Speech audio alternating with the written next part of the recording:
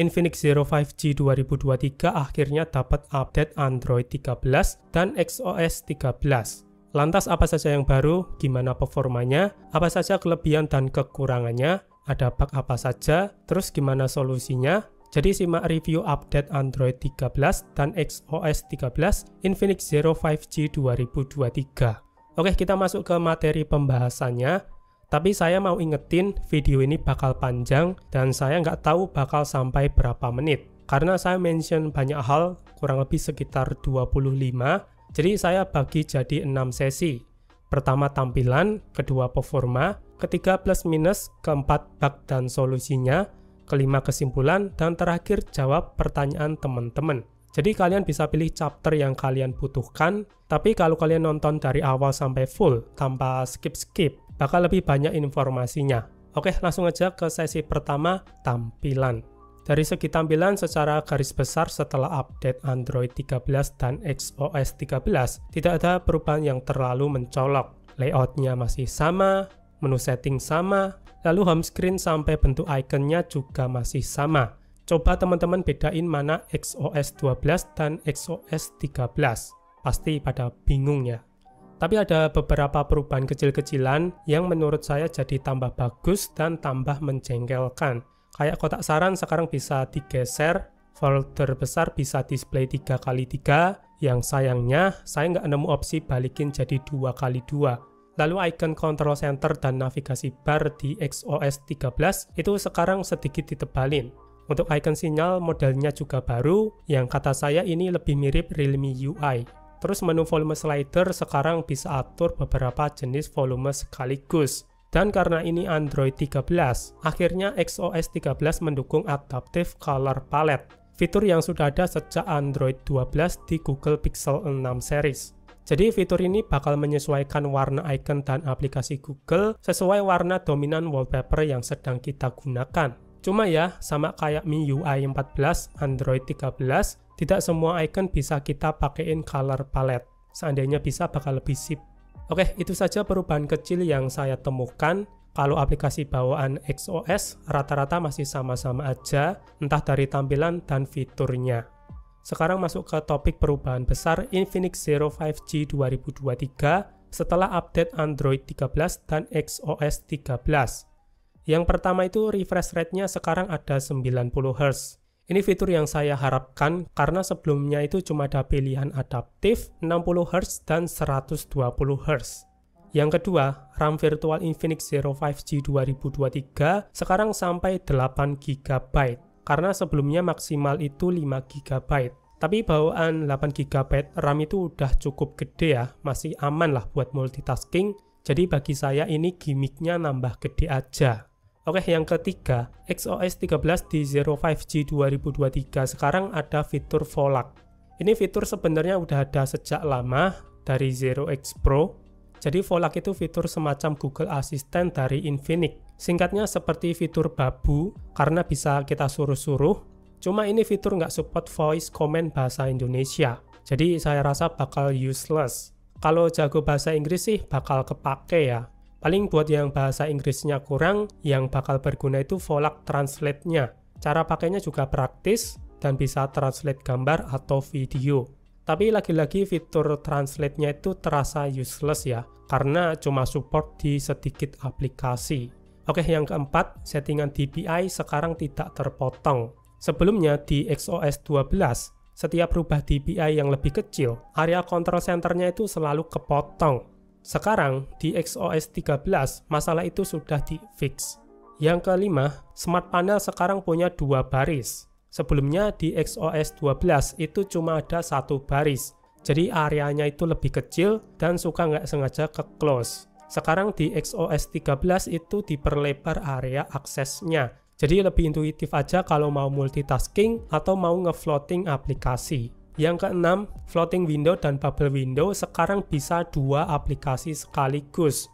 Sebelumnya di XOS 12 itu cuma bisa 1 aplikasi saja. Tapi sekarang di XOS 13 bisa 2 aplikasi sekaligus. Cuma kalau kalian pakai navigasi gestur, aksesnya itu bakal lebih ribet. Kudu lewat smart panel. Sementara untuk navigasi tombol, tinggal pencet dan tahan recent app saja. Dan fitur ini juga bisa dikombo sama fitur split screen. Buat yang hobi multitasking, ini bakal cocok ya, karena bisa 4 aplikasi sekaligus. Oke, yang ketujuh, split screen sekarang bisa idle di recent apps. Jadi bisa ditinggal multitasking dan pas balik itu nggak perlu setting ulang lagi. Yang kedelapan, buat kalian yang bercita-cita jadi hode di game, sekarang di X-Arena Zero 5G sudah ada fitur voice changer, alias fitur pengubah suara pas kita lagi main game. Jadi kalau kalian punya niat nge-hode ya silahkan aja dicoba. Oke, itu saja untuk sesi tampilan dan perubahan fitur yang saya temukan di XOS 13. Sekarang ke sesi kedua, performa. Pertama, yang langsung terasa itu optimalisasi refresh rate. Sekarang apa-apa itu jadi lebih smooth.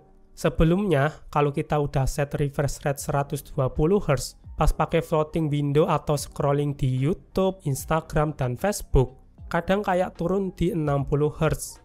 Tapi masalah itu sekarang sudah nggak ada lagi semenjak update ke Android 13 XOS 13. Cuma pas saya pakai sehari atau 2 hari setelah update, saya kadang nemuin animasinya nge-freeze 1-2 detik. Itu posisi pas HP-nya baru buka lock screen ya, cuma lock screen doang. Tapi setelah saya coba restart, udah nggak muncul lagi, sampai ini hari ke-6 pas saya buat script ini. Tadinya mau saya masukin ke bug, tapi sekarang udah bener, jadi nggak jadi. Oke, yang kedua, setelah update XOS 13, penangkapan sinyalnya itu jadi lebih bagus. Sebelumnya di XOS 12, Tri dan Bayu di rumah saya itu cuma dapat sinyal 4G. Tapi setelah update, kedua operator itu bisa dapat sinyal 4G+. Cuma untuk ping main game, nggak terasa banget pengaruhnya. Mungkin ini juga tergantung lokasinya ya. Oke, yang ketiga, lalu performa dipakai daily use apakah ada perubahan? Buat ini selain animasi jadi mulus, saya ngerasa masih sama-sama aja dari segi performanya. Multitasking aman, pemakaian casual dan game secara overall itu juga masih lancar.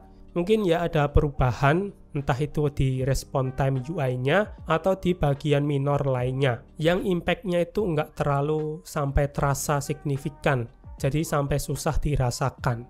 Oke, yang keempat, terus kalau performa baterainya makin boros tidak bang? Soal ini saya malah ngerasa ada perbaikan di masalah baterai drain HP-nya pas HP-nya itu nggak dipakai. Sebelumnya di XOS 12, ditinggal tidur, baterai drainnya turun 5-6%, kadang 7-8%. Bagi saya itu cukup mengganggu, malamnya itu 100%, pagi mau dipakai itu udah jadi 94 atau 92%. Tapi sekarang di XOS 13, baterai drainnya cuma turun 2-3%. Jadi saya happy. Dan ini nggak ada bloatware atau aplikasi yang saya uninstall ya, baik sebelum maupun sesudah update. Tapi kalau dipakai dengan pola yang sama, tidak ada perubahan signifikan ya, masih sama dengan sebelumnya. Berikutnya yang kelima, yang sering ditanyakan, performa gaming Zero 5G 2023 setelah update Android 13 dan XOS 13 gimana bang? Oke, saya baru coba main 3 game aja sih, untuk full game nanti di video terpisah aja. Dan yang saya rasakan setelah 5 hari ini masih sama-sama aja sih. Mobile Legends masih bisa ultra dan lancar, PUBG juga masih sama. Paling Genshin Impact hari pertama dan kedua saya ngerasa beberapa kali ngalamin nge-freeze 1-5 detik. Padahal settingan grafiknya itu masih sama. Tapi setelah saya utak-atik seperti ini jadi lebih enak sih. Saya udah coba main 2 jam, masih dapat dominan di atas 40 fps. Kalaupun turun paling kecil-kecil di 20-30 fps, tapi itu jarang. Dan udah jarang ketemu yang namanya nge-freeze. Paling drop minor aja sama seperti sebelumnya. Ya ini masih aman lah, kalau untuk suhu saya belum nemu bedanya sih. Buat ini nanti di Geber Gamingnya aja, apalagi bentar lagi ada update Fontaine. Oke, itu aja untuk sesi performa. Sekarang ke sesi ketiga, plus dan minus atau kelebihan dan kekurangan. Bagi saya secara experience dan fitur, XOS 13 menawarkan hal yang lebih baik dibanding versi sebelumnya. Tapi, memang perubahannya kecil-kecil dan fokusnya lebih ke optimalisasi. Paling tidak developernya sudah berjalan di jalan pengembangan yang benar. Ini subjektif ya. Menurut saya, Dua generasi XOS terakhir ini sih, XOS bisa dibuat lebih simple dibanding XOS 10 ke bawah. Dulu interface XOS itu terasa jadul dan kaku, dipandang juga kurang menarik. Tapi sejak XOS 12 kemarin, sudah banyak berbenah dari segi interface. Saya sendiri awalnya juga tidak suka sama XOS karena pertama coba itu di XOS 7.6 di Hot 11 SNFC, dan pas cobain daily driver di Note 12 yang pakai XOS 10, saya juga sempat rewel kan di awal pemakaian karena UI-nya terasa absurd. Meski 1 tahun terakhir ini mereka sudah berbenah soal interface dan fokus ningkatin user experience, tapi bakal sulit bikin orang percaya begitu saja sama XOS. Ya, ini tipikal UI yang kudu dicoba dan dirasakan sendiri. Apalagi UI itu balik ke selera masing-masing kan. Infinix masih perlu waktu supaya UI-nya mudah diterima banyak orang. Samsung aja butuh waktu 8 tahun buat ketemu One UI. Ya, ini menurut saya aja sih. XOS itu tidak buruk, tapi juga tidak yang paling bagus. Sekedar oke buat dipakai. Mungkin loh ya, jika XOS versi berikutnya layout aplikasi drawernya dibikin simple ala stok Android dan bisa custom tema sampai ke akarnya, mungkin bakal lebih disukai. Setuju nggak? Kalau teman-teman setuju, bisa kirim saran kalian di email xoslauncher@transsion.com. Itu aja sih untuk plus dan minus XOS 13 di Zero 5G 2023. Ya, minus lain itu saya sebel nyebut XOS ya, karena rada susah ya ngomongnya. Oke, yang keempat, kita lanjut ke sesi berikutnya, bug dan solusi. Yang pertama itu bug di kamera. Jadi saat kita baru buka aplikasi kamera, tab fokusnya itu tidak berfungsi. Solusinya itu geser ke mode lainnya dulu, baru bisa dipakai. Sepele sih, tapi ini berasa ganggu, apalagi kalau ambil foto buru-buru, fokusnya nggak berfungsi. Kalau untuk hasil kameranya, saya ngerasa masih sama-sama aja. Cuma di situasi tertentu, AI-nya itu masih suka ngawur ya, ngebus warna saturasinya, terutama di warna hijau, merah, dan kuning. Ini bukan bug sih, tuningan dari Infinix memang begini. Oke, yang kedua, bug icon sinyal 4G nyala terus. Yang ini sebenarnya saya ragu buat bilang bug, tapi ya ini cukup mengganggu pemandangan. Apalagi kalau kalian pakai dual SIM, icon sinyal 4G-nya itu ada 2. Dan ini saya nggak nemu opsi cara matiinnya. Rasanya aneh aja, padahal lagi nggak pakai mobile data, tapi lihat ada icon sinyal 4G di kedua SIM. Pakai WiFi itu juga nggak ngilang. Kan biasanya icon 4G itu cuma muncul pas kita pakai data salah satunya ya, atau pas kita lagi pakai WiFi. Saya jadi sering terkecoh, kirain datanya nyala, ternyata enggak. Tapi sebenarnya ada pembeda sih, cuma kecil banget untuk jaringan strip datanya. Jadi ya, saya harap ini bug sih. Cuma ini mungkin ya, ini fitur buat kasih tahu kalau SIM card kita itu berada di jaringan 4G kali ya. Oke, yang ketiga, beberapa fitur di manajemen baterai itu menghilang. Yang ini sebenarnya juga bukan bug, mungkin lebih ke pemangkasan fitur atau aksesnya tidak terbuka. Tapi ya sudah terlanjur jadi skrip panjang. Untuk fitur yang hilang itu cukup banyak, saya nggak inget apa aja, saya tampilin aja di slide. Yang keempat, suara notifikasi pas chargernya udah full itu kok sekarang tidak berbunyi ya, padahal ini sudah saya nyalakan. Oke, itulah bug-bug yang saya temukan. Kalau kalian user Zero 5G 2023 nemu bug lain dan ada solusi, boleh share di kolom komentar. Oke, kita ke sesi kelima, kesimpulan. Overall, update ini bawa peningkatan atau optimalisasi dari segi interface dan fitur. Udah sesuai lah sama inti sebuah update OS dan versi UI. Cuma masih butuh beberapa kali update supaya masalah-masalah barusan itu diselesaikan sama developernya. Oke, terakhir jawabin pertanyaan teman-teman soal update XOS 13 Zero 5G 2023. Yang pertama itu pertanyaannya begini ya. Bang, apakah worth it update Android 13 XOS 13? Jawaban saya worth it saja. Ada hal yang baru juga. Jadi secara experience juga ada peningkatan dari segi fitur dan interface. Tapi ada beberapa minus yang udah saya sebutin tadi ya. Pertanyaan kedua, Bang, cara update XOS 13 yang aman gimana? Ini pertama pastikan jaringan internet kalian itu stabil. Kedua, baterai HP minimal di atas 60%. Yang ketiga, selama proses update berlangsung, sebisa mungkin HP-nya jangan dipakai, apalagi dipakai main game. Yang keempat, kalau lama di proses booting, tunggu aja sampai prosesnya selesai, karena tiap HP durasi apply sistem baru itu bisa beda-beda. Kalau saya kemarin butuh waktu 1,5 jam dari proses download sampai apply sistemnya itu selesai. Yang kelima itu opsional ya. Kalau udah selesai update, biarkan 1-2 menit dulu, karena masih ada proses finishing. Atau minimal tunggu sampai dapat notif ucapan selamat.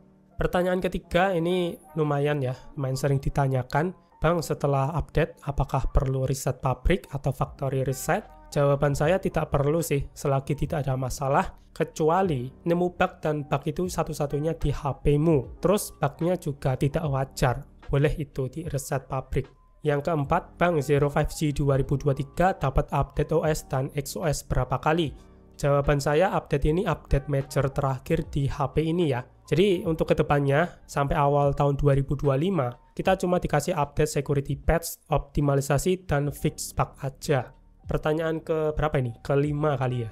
Bang, Zero 5G 2022 yang versi Dimensity 900, apakah juga dapat update XOS 13? Jawaban saya, tidak dapat. Sudah mentok di Android 12 dan XOS 10.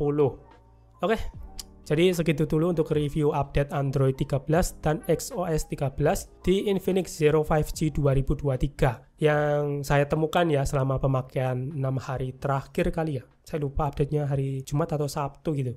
Ya ini hampir seminggu lah intinya.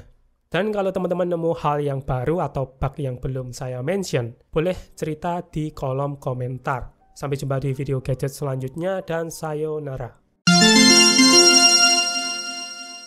Oh ya, ini setelah syuting saya baru sadar nemu 2 hal baru. Pertama, untuk suara close di notifnya ini baru ya, kayak di XOS 13 itu kalau kita pas masuk app drawer, kalau kita slide ke bawah itu nggak bisa balik ke home. Kalau di XOS 12 itu masih bisa. Ini contohnya pakai iOS 12 ya. Ini di Tekno, pas masuk ke app drawer, kalau kita slide ke bawah, nah ini nggak mau si Infinix XOS 13, ini bisa, cukup ganggu kalau kita mau balik ke home. Ya sepele sih, moga dibenerin sama developernya, karena sebelumnya itu bisa di XOS 12. Ini sekarang nggak mau, harus dipencet ke home atau back.